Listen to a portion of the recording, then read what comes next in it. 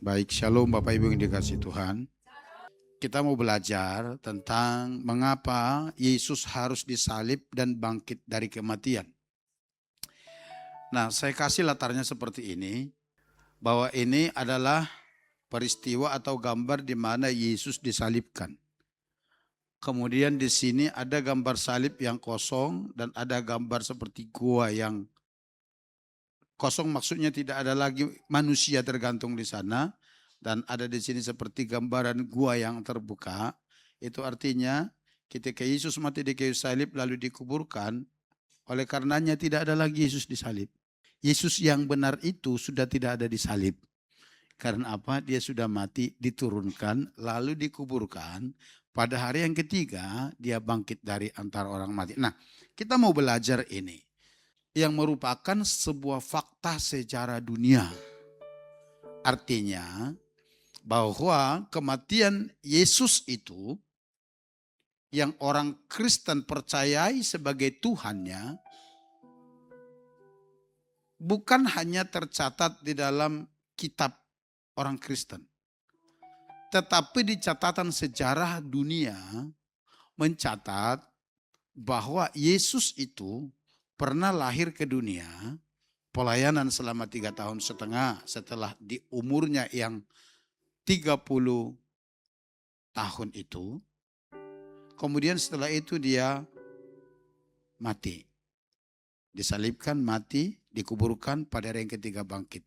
Jadi catatan sejarah itu dunia mengakuinya. Bukan hanya kitabnya orang Kristen. Nah, ada beberapa alasan mengapa Yesus harus mati disalib dan bangkit dari kematian. Bapak Ibu, yang pertama, alasan Yesus mati di kayu salib, yaitu karena dosa manusia. Alkitab mengajarkan bahwa semua manusia telah berdosa dan kehilangan kemuliaan Allah, ada di dalam Roma 3:23.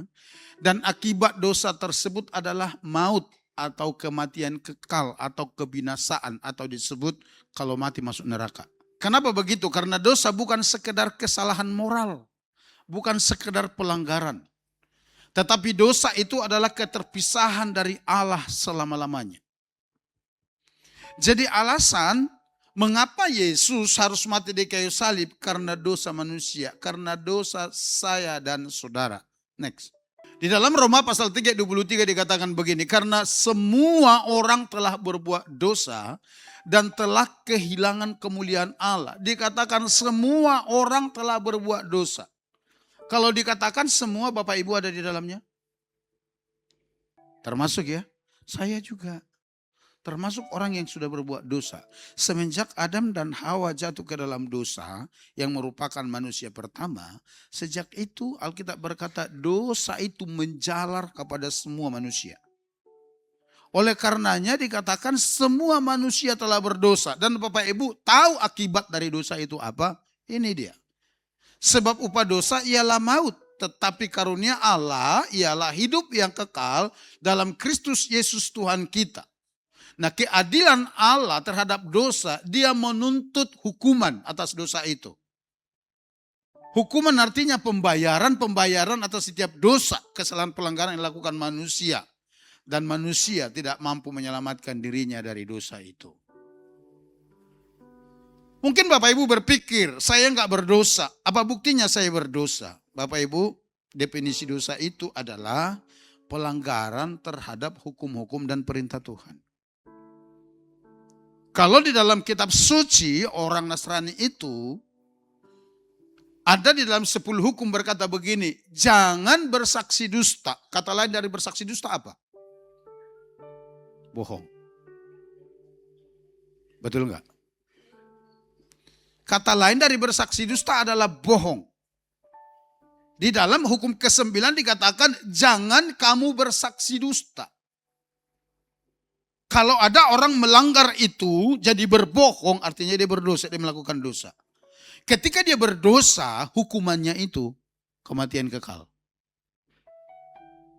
Ada lagi di dalam hukum ke-9 itu berkata begini, jangan mencuri. Bapak Ibu percaya kalau mencuri itu salah? Setuju? Bapak Ibu setuju kalau mencuri itu dosa? Ada lagi yang berkata begini, jangan berzina. Bapak Ibu yakin selingkuh, berzina itu, melakukan hubungan seks sebelum berkeluarga itu dosa? Dosa? Dosa. Ada yang berkata begini, hormatilah ayah dan ibumu. Berarti orang yang tidak menghormati ayah dan ibunya sedang berdosa, sedang melakukan dosa. Itu ajaran Tuhan. Lalu ada juga firman Tuhan berkata demikian, jangan kamu membuat patung yang menyerupai apapun untuk kamu menyembah dan beribadah kepadanya. Kalau ada orang menyembah patung, dosa enggak? Dosa? Dosa. Dosa. Jangan ada Allah lain di hadapanku bagi kamu, kata Tuhan. Di mana kamu sujud beribadah kepadanya.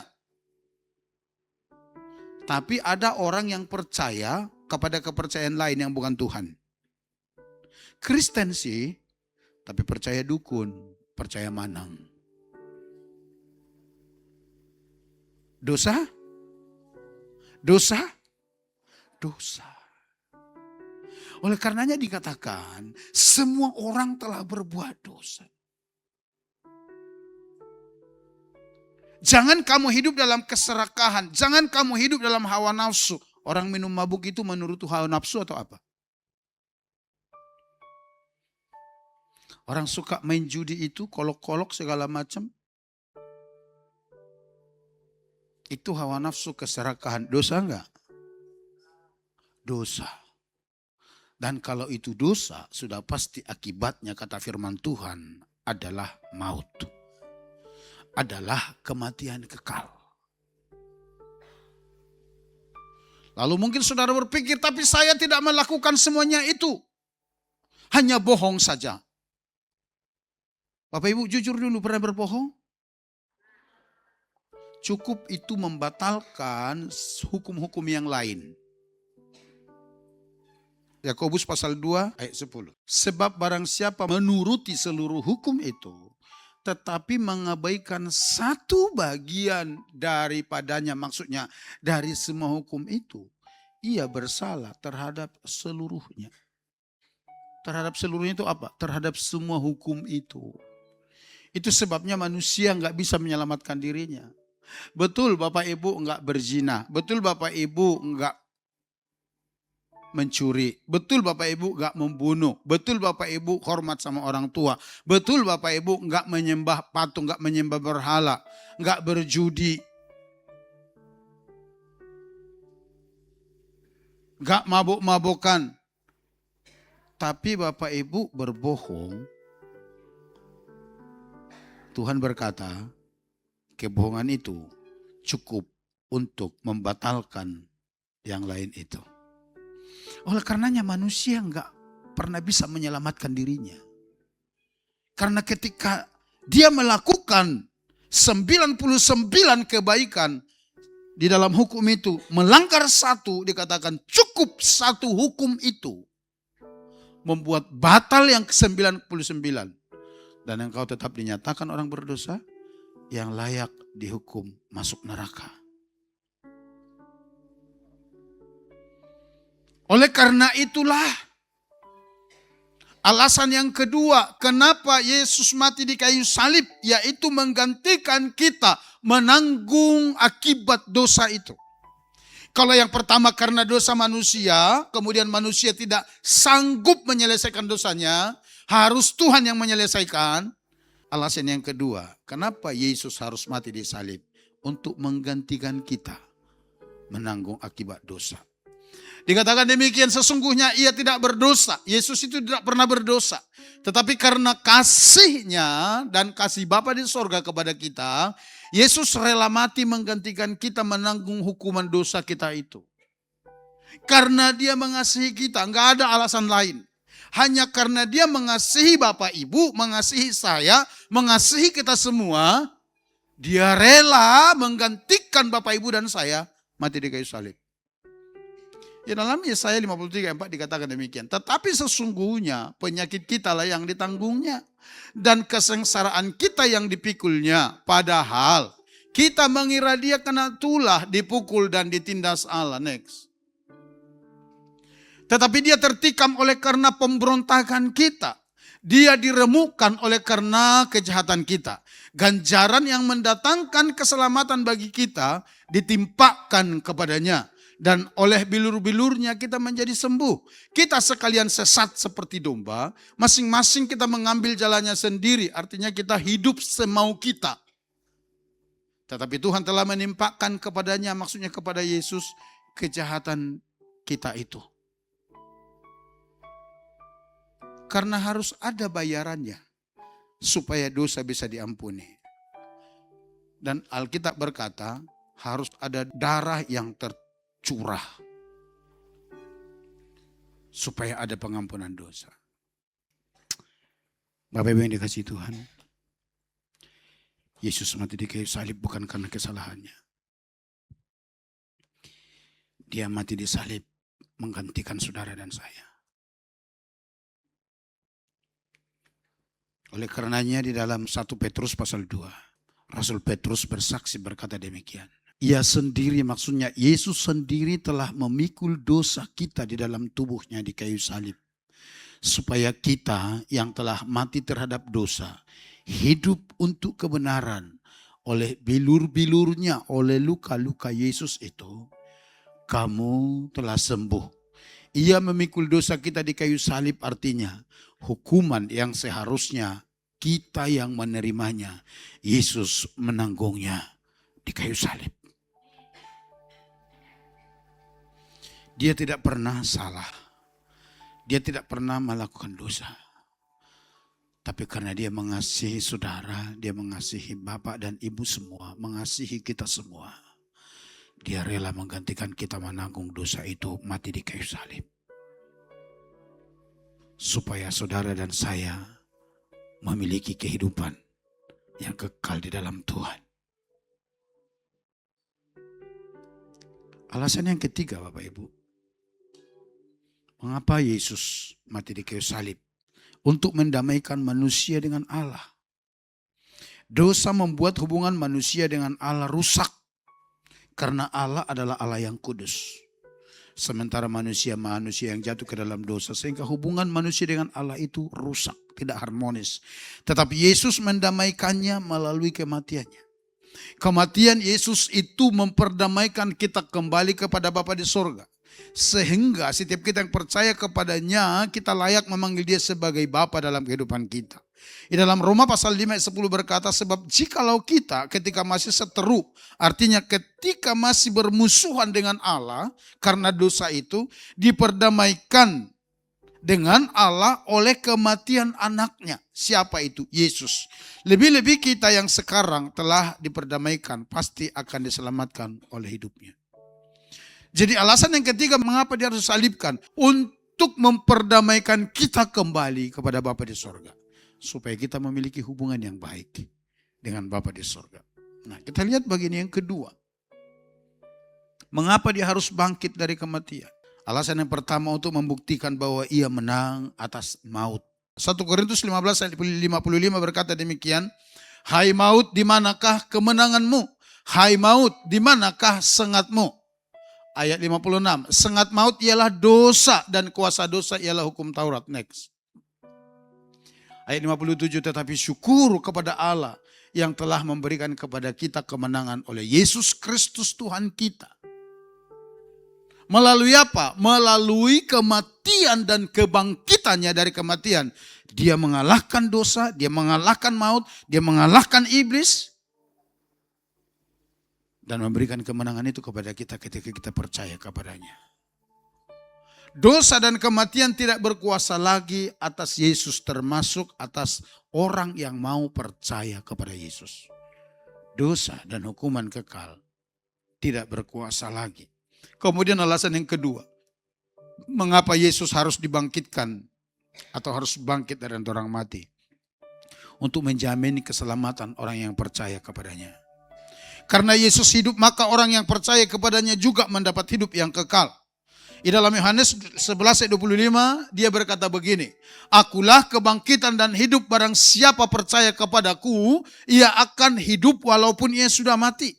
Ayat 26, dan setiap orang yang hidup dan yang percaya kepadaku tidak akan mati selama-lamanya. Percayakah engkau akan hal ini? Ini Yesus sendiri yang mengatakan. Sekalipun waktu dia mengatakan ini, dia belum disalibkan. Tetapi Yesus mau menegaskan kuasa yang ada pada dia. Dan siapa dirinya sebenarnya. Dialah yang tidak takluk terhadap dosa. Dialah yang tidak takluk terhadap kematian. Dialah yang tidak takluk kepada iblis. Yang tidak takluk kepada setan.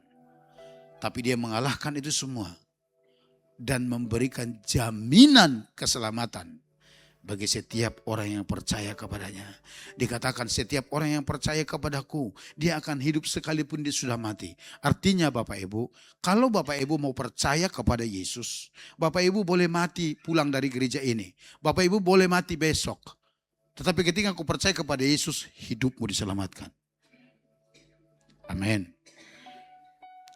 Bagi kita yang masih hidup sekarang dikatakan, dan setiap orang yang hidup dan yang percaya kepadaku tidak akan mati selama-lamanya.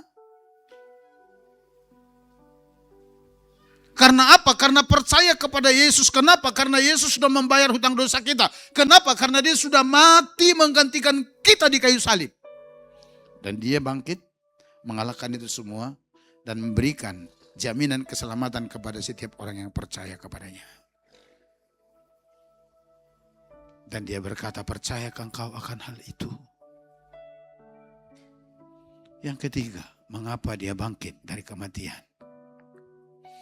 Memberi kehidupan yang baru kepada setiap orang yang percaya kepadanya. Jadi siapa yang ada di dalam Kristus, ia adalah ciptaan baru. Yang lama sudah berlalu, sesungguhnya yang baru sudah datang. Perhatikan, dan semuanya ini dari Allah. Pernyataan yang di sini ini itu berasal dari Allah. Kehidupan yang baru itu adalah dari Allah. Keselamatan itu dari Allah yang dikerjakan oleh Yesus.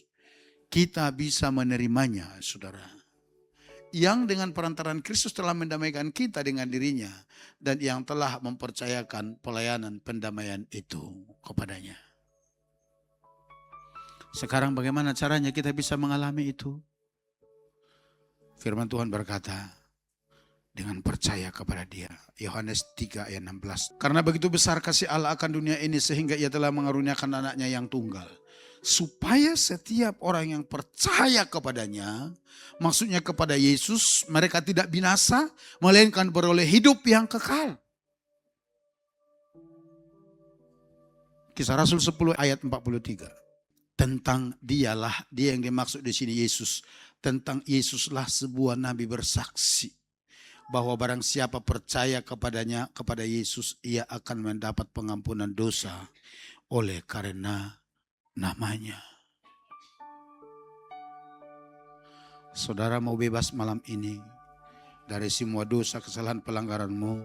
Saudara mau dibenarkan. Alkitab berkata, caranya percaya kepada pengorbanan Kristus di kayu salib yang telah menggantikan Bapak Ibu Saudara semua, menggantikan kita di sana supaya kita beroleh kehidupan yang kekal. Dan dikatakan kalau kita percaya, kita memperoleh pengampunan yang dari Bapa di surga.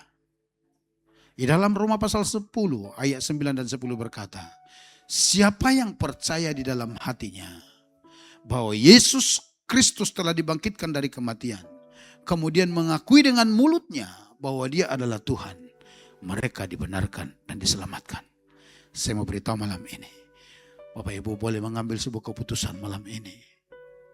Ketika engkau percaya kepada Yesus, dosamu, pelanggaranmu yang orang lain tidak tahu, engkau lakukan di tempat yang tersembunyi itu.